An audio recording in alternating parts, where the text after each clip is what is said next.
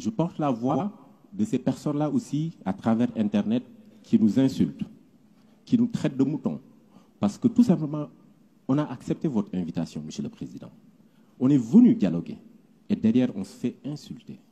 On est venu réfléchir pour imaginer des lendemains. Et on se fait discréditer.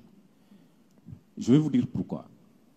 Ces personnes-là qui, derrière le clavier, nous insultent, nous comprenons et entendons leurs insultes. Et nous voulons porter leur voix. Et je vais vous les transmettre.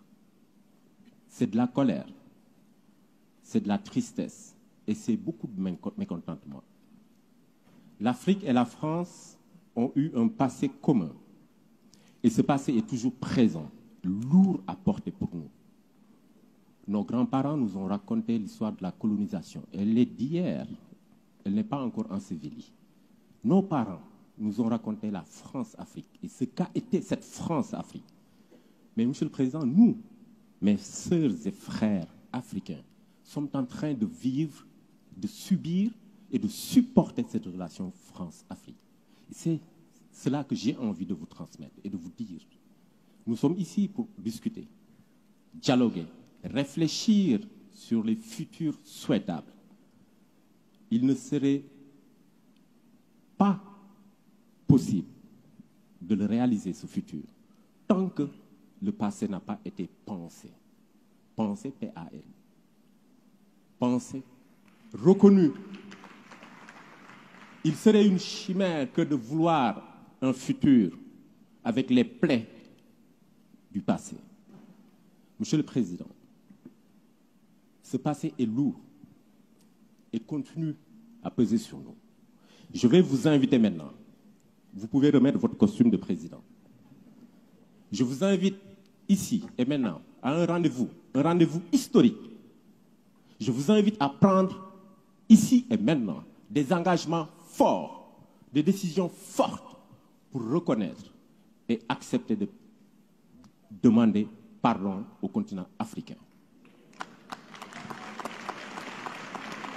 Vous sentez beaucoup d'émotions dans ce que je suis en train de dire. Effectivement, je suis très ému et je sais que je ne suis pas le seul à être ému. Mais j'ai envie de vous inviter à ressentir un peu de cette émotion.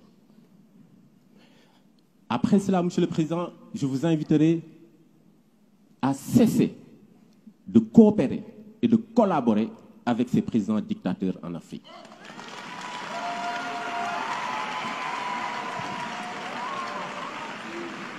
Monsieur le Président, toujours avec votre costume de président, je vous demanderai et vous inviterai à arrêter cette pseudo-coopération paternaliste. Programmez un dispositif de retrait progressif et définitif de vos bases militaires en Afrique. Ensuite, Monsieur le Président, je vous invite, ensemble, mettons un mécanisme de collaboration franche afin de renforcer les acquis démocratiques dans notre pays. Nous vous avons proposé un fonds par le biais de Achille. Mais il ne faudrait pas que ce fonds soit uniquement financé et porté par la France.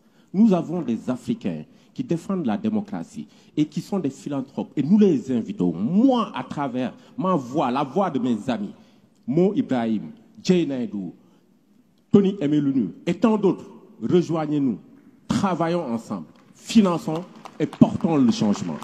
Et pour finir, Monsieur le Président, mettez en œuvre vos engagements d'Abidjan à propos du franc CFA. Mettez en œuvre, mais allez au-delà.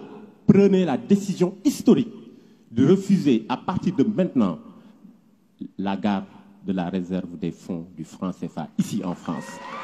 Je vous remercie.